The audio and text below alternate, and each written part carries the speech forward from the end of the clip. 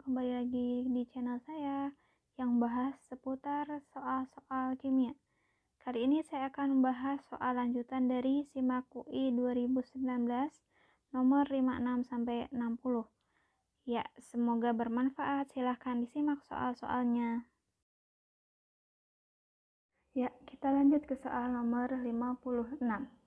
Ke dalam 300 ml larutan asam benzoat ditambahkan KOH sebanyak 2,8 gram. Jika Ka asam benzoatnya 6 kali 10 pangkat min 5, diketahui airnya, maka ditanya pH larutan setelah pencampurannya berapa. Jadi ada asam benzoat, itu kan asam benzoat termasuk asam lemah. Asam benzoat ditambah sama KOH. KOH ini ya.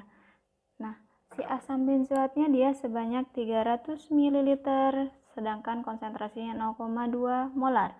KOH-nya 2,8 gram. Jadi kita cari dulu mol atau milimolnya. Di sini ada 300 ml, 0,2 molar, di sini ada 2,8 gram. Ini kita cari dulu molnya, berarti kan M dikali V ya, molaritas kali volume. Molaritasnya 0,2, volumenya 300. Berarti ini dapat berapa? Jadi 60 milimol. Nah, kalau ini yang diketahuinya kan gram, maka nyarinya massa per mr. Masanya 2,8 gram, mr dari KOH 56. Nanti tinggal dihitung aja ya, dapat berapa. Ditambahkan dari AR-nya. Ini 2,8 dibagi 56 dapat setengah. 0,1 dibagi 2 berarti 0,05 mol. Nah, kita samakan dengan ini kan satuannya milimol, ini mol, kita samakan satuan ke milimol. Maka dikali 1000 ya, jadi dapat 50 milimol.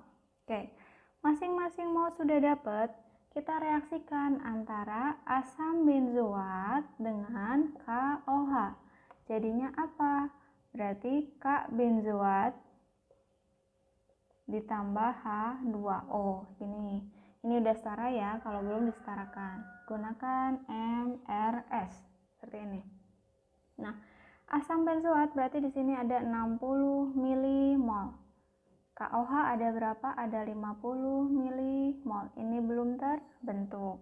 Siapa reaksi pembatas? Berarti yang mol dibagi koefisien yang paling kecil, berarti ini ya. Ini dapat 50 milimol. Ini sesuai dengan perbandingan koefisiennya, dapat 50. Turun, yang kiri dikurangi, yang kanan ditambah. Berarti ini dapat 10 milimol. Ini habis, ini dapat 50 milimol. Ini dapat 50 milimol. Nah, seperti ini ya.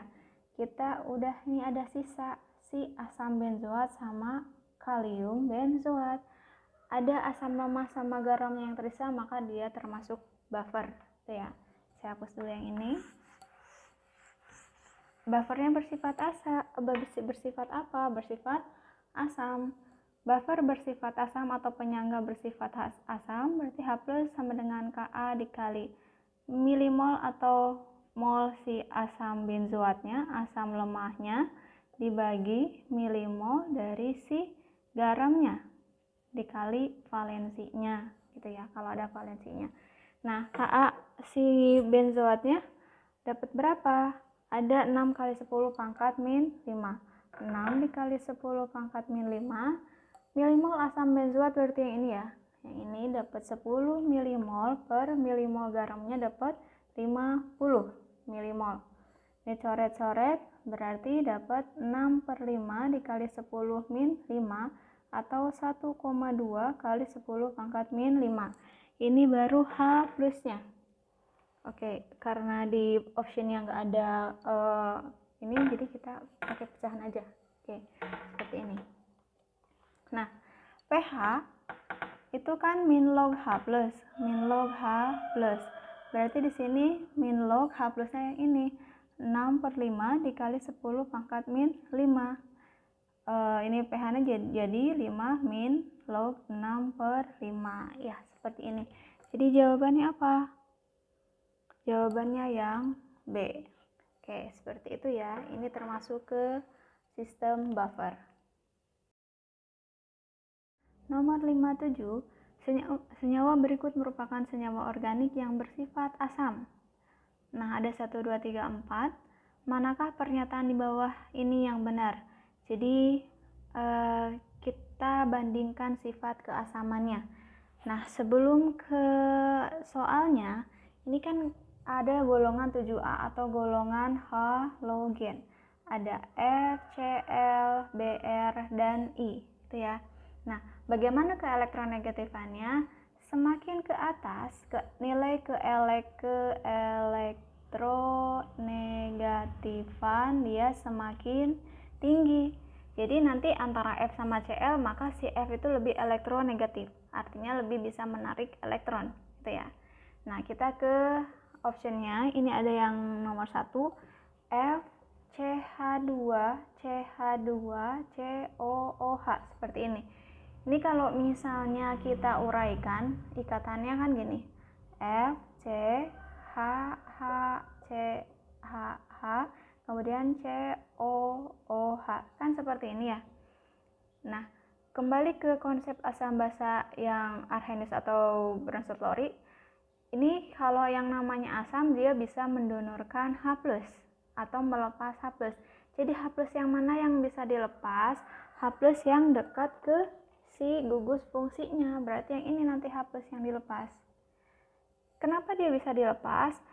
Karena apa? Karena si elektron dia terlebih tertarik ke sini, maka H+-nya dia mudah lepas, ikatan di sini tuh mudah lepas, mudah putus gitu ya.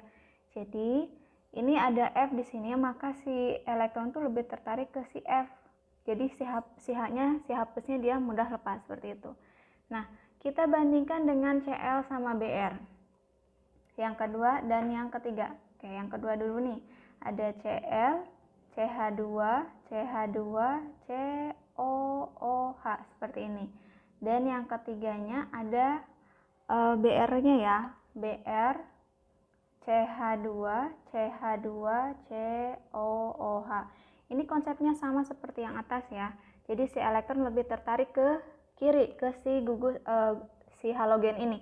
Nah, tapi kita lihat nih, keelektronegatifannya kan dilihat dari sini, si F-nya itu dia lebih elektronegatif. Maka kekuatan si F dibanding Cl sama Br ini dia lebih kuat untuk menarik elektron ke arahnya dia. Maka nanti si senyawa satu ini dia lebih bersifat asam. Karena dia lebih kuat ketarik ke sini elektronnya, maka si H-nya mudah lepas. Ini juga lebih tertarik ke sini, tapi kita bandingkan ke elektronegatifannya gitu ya. Maka nanti senyawa satu dia lebih asam dibanding senyawa 2, lebih asam dibanding senyawa 3. Ini sifat keasamannya. Oke ya. 1 lebih asam dibanding 2, lebih asam dibanding 3. Nah, ini udah 1, 2, 3. Sekarang kita lihat yang keempatnya. Struktur yang keempat ini ada beda sedikit ya, beda di F-nya. Ini ada CH3, ini CH, ini F, ini COOH. Nah, seperti ini. Sekarang, kalau misalnya si F-nya ada di sini, maka kemungkinan dia tertariknya itu lebih kuat karena lebih dekat F-nya. Jadi lebih tertariknya lebih kuat, maka si H ini dia mudah lepas, lebih mudah lepas dibanding kalau F-nya yang di sini, di gugus yang sampingnya lagi gitu ya. Karena ini si F-nya berdekatan dengan gugus fungsinya, maka si elektron lebih tertarik ke sini, ke kiri, maka si H-nya mudah lepas gitu. Jadi kita bandingkan aja dengan si keelektronegatifannya. Semakin dia elektronegatif, maka dia semakin kuat untuk menarik elektron. Gitu ya. Nah, jadi kecenderungannya gimana? Maka si 4 ini, senyawa 4 dia lebih asam dibanding senyawa 1, lebih asam dibanding senyawa 2, lebih asam dibanding senyawa 3.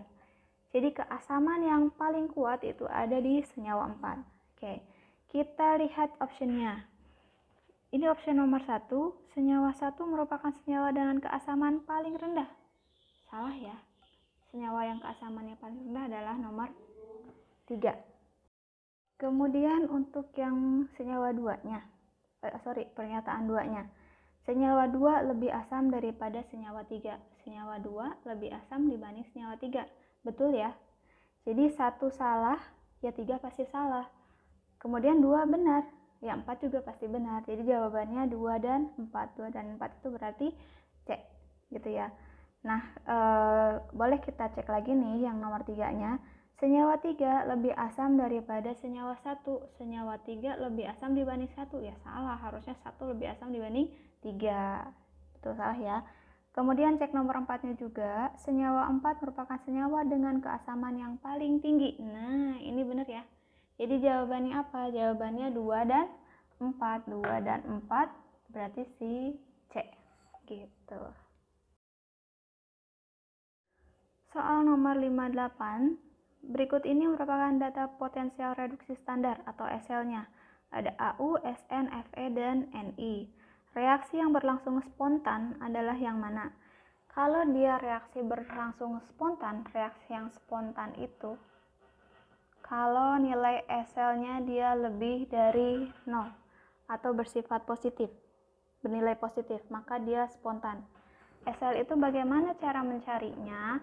Berarti E dari reduksi dikurangi E dari oksidasi, atau E di katoda dikurangi E di anoda, atau E yang besar dikurangi E yang kecil. Jadi ada 3 rumusan untuk mencari nilai SL. Nanti boleh yang mana aja ya. Oke. Dia maunya yang berjalan spontan atau berlangsung spontan, maka kita harus cari SL yang bernilai positif. Cek nomor 1. Oke, sebelum ke optionnya, kita ini dulu aja ya, diurutkan dulu dari yang paling kecil ke yang paling besar. Yang paling kecil berarti siapa? Ada Fe negatif 0,410.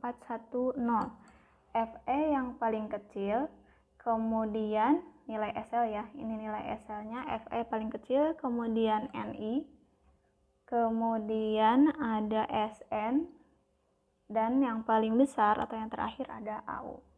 Oke. Kalau misalnya cara lamanya, cara konsepnya sih nanti hitung satu-satu ya, cuman kan kita butuh cepetnya. Jadi kalau misalnya dia mau spontan, lihat aja Fe sama Ni misalnya nih. Kalau dia mau spontan berarti Ni-nya harus dia reduksi, Fe-nya harus dia oksidasi. Ya, ini sesuai dengan deret volta. Deret volta ini kan deret kereaktifan logam ya. Jadi semakin ke kanan, SL-nya itu dia semakin besar. Kalau SL-nya besar, reaksinya apa? Reduksi. Reaksinya reduksi, sifatnya dia sebagai oksidator.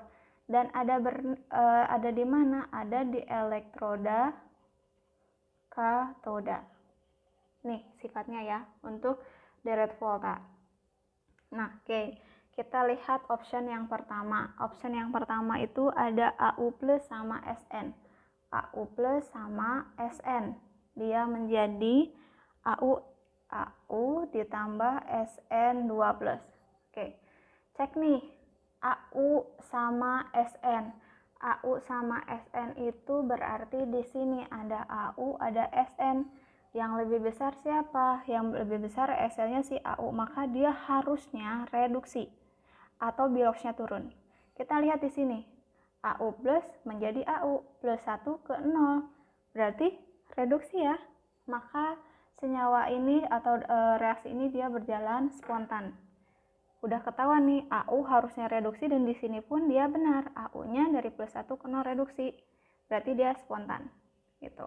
Atau kalau mau lama, cari masing-masing ini satu-satu SL-nya ya. Cuman kan itu makan waktu, jadi nggak usah ya. Oke. Nomor 2. Oke, kalau nomor 1 benar, nomor 3 pasti benar ya. Kita cek nomor 2 nih. Ada Ni2 plus ditambah Fe. Dia menjadi Ni plus Fe2 plus. Oke, ini saya hapus. Kita lihat ada Ni sama Fe. Nah, di sini Ni sama Fe. Harusnya yang direduksi siapa? Si Ni ya, karena dia di kanan si Fe, si Ni harusnya reduksi. Kita lihat sini. Ni2 plus ke Ni. Ni-nya aja kan 0, berarti ini benar reduksi. Maka ini juga dia berjalan spontan. Gitu. 1, 2 benar. Kalau 1 benar tadi 3-nya juga pasti benar. Tapi kita coba cek ya. SN2+ ditambah Fe, dia menjadi Sn ditambah Fe2+. Oke, ini saya hapus lagi. Sekarang kita lihat si Sn sama Fe, ini Fe-nya, ini Sn-nya. Nah, yang harusnya reduksi siapa? Yang sebelah kanan ya, berarti si Sn harusnya reduksi. Kita lihat di sini. Sn dari +2 ke 0, berarti reduksi juga. Berarti udah sama, udah sesuai. Maka di sini dia berjalan spontan gitu. 1 2 3 udah spontan. Kita cek yang terakhir, yang keempatnya. Ada AU sama Fe2+, dia menjadi AU+ ditambah Fe. Ini saya hapus lagi. Kita cek si AU sama si Fe. Ini ada Fe, ini AU. Oke, yang harusnya reduksi siapa? Yang paling kanan. Berarti si AU harusnya reduksi. Cek ke sini. Ternyata AU-nya oksidasi. Ini dari 0 ke positif, naik kan beloknya. Dia oksidasi. Harusnya si AU itu dia reduksi. Maka ini salah gitu. Jadi jawaban yang benar adalah 1 2 3. Berarti jawabannya yang A. Oke. 59. Struktur senyawa yang merupakan contoh isomer posisi. Isomer posisi itu berarti rantai induknya sama atau rantai terpanjangnya sama, tapi posisi gugus fungsi atau alkilnya yang berbeda. Itu ya. Nah, cek nomor 1 nih. Ada strukturnya seperti ini. Dan 1 2 3 seperti ini. Nah, kalau isomer posisi tadi apa? Rantai induknya harus sama. Isomer posisi, rantai induknya harus sama, tapi posisi gugus fungsi atau alkil berbeda. Ini syaratnya, gitu ya. Nah, kalau nomor 1 kita lihat nih rantai induknya dulu. Rantai induknya kan yang ini. Set. Ada berapa C? Ada 1, 2, 3. Cuma ada 3 C. Kalau yang ini rantai induknya yang ini. 1, 2, 3, 4. Rantai induknya di sini ada 3, di sini ada 4. Isomer posisi? Bukan. Salah ya. Gitu. Kita lihat rantai induknya dulu atau rantai terpanjangnya. Oke, 1 salah. Kita lihat nomor 2. Strukturnya agak banyak ini ya. 1, 2, 3, 4, 5. Di sini ada rangkap, di sini ada, di sini ada, di sini ada. Dan 1, 2, 3, 4, 5, 6. 1, 2, 3, 4, 5, 6. Sorry, sini. 1, 2, 3, 4, 5, 6. Oke, ini dan ini. Nah, kita lihat rantai induknya. Ini berarti 1, 2, 3, 4, 5, 6. Ini 1, 2, 3, 4, 5, 6. Dia sama-sama 6 rantai induknya. Tapi yang ini dia ada ikatan rangkap, ini enggak ada. Ini alkena, ini alkana. Ya berarti bukan juga, salah juga ya. Karena rantai induknya harus sama. Gitu. 1, 2 salah, pas 3 juga pasti salah. Pasti ini jawabannya 4. Tapi kita cek lagi. Oke, yang ini 1, 2, 3, 4, 5. Ini rangkap ke sini. Ini kalau H sebenarnya nggak masalah ya, H. Oke. Kemudian yang satunya lagi gimana tuh struktur? 1, 2 sini ke sini. Ini sini gini ya. Di sini ada H. Oke. Kita cek nih rantai induknya. Ini ada 1, 2, 3, 4, 5, 6. Ini ada 1, 2, 3, 4, 5, 6. Sama nih 6. Kemudian ini ada alkena juga di posisi 2. Ada alkena juga. Tetapi apa yang beda? Kalau H itu dia tidak dijadikan masalah ya. H-nya dia mau di sini juga sama dia tetap. Maka ini strukturnya itu tidak ada isomer. struktur kedua ini itu struktur yang sama, cuma beda penempatan si C sama H.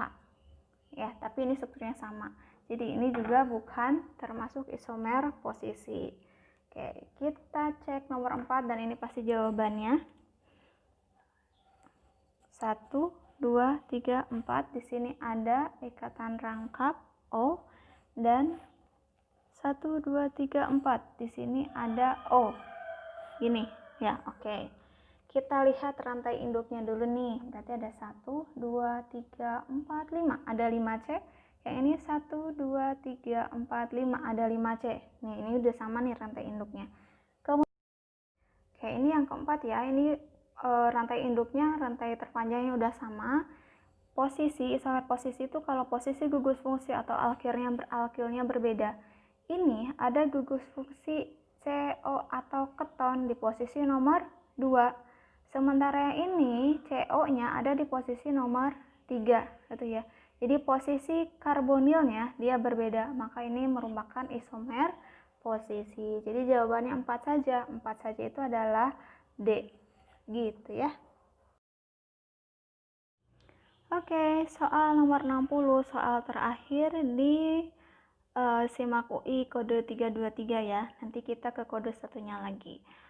Oke, spesies yang terdapat dalam larutan KCN dalam air. Ada KCN dalam air. Spesiesnya siapa aja nanti yang ada di larutan itu gitu ya. Sekarang kita lihat KCN, itu kan garam. Garam yang bersifat basa karena yang kuatnya adalah si basa kuat ini. KCN kita uraikan dulu, dia menjadi K plus sama CN min gitu ya. Kalau dia dalam air artinya dia terhidrolisis. Siapa yang akan terhidrolisis? Ion yang mana yang akan terhidrolisis? Ion dari yang lemah, entah itu asam lemah atau basa lemah. Kalau di sini yang lemah siapa? Berarti si CN ya, karena K ini dari KOH dia basa kuat, si CN ini dari HCN dia asam lemah.